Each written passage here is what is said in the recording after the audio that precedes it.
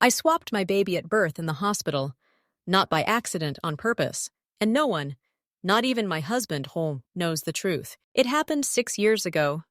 I had just gone through a traumatic, unexpected labor. My baby was born 2 weeks early, barely breathing. The doctor said she had a strong chance, but not a certain one.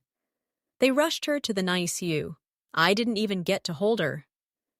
Later that night, a nurse wheeled in a baby girl, swaddled and sleeping. "She's stable," they said. "You can have her for a little while." But the moment I looked at her, something felt off. She looked different, too big, too healthy. And then when I glanced at the ID tag on her ankle, my heart dropped. Different name, they brought me the wrong baby. The logical thing would have been to call the nurse. Say, "Hey, this isn't my daughter." But I didn't.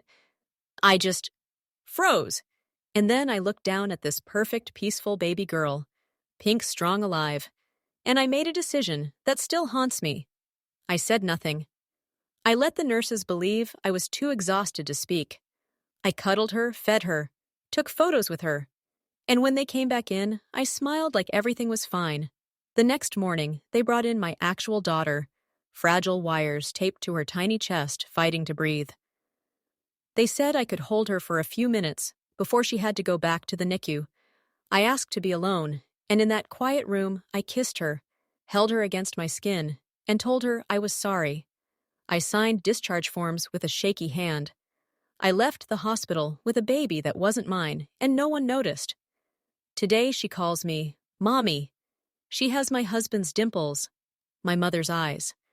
People say she looks just like me, and every time they do, I smile and die a little inside.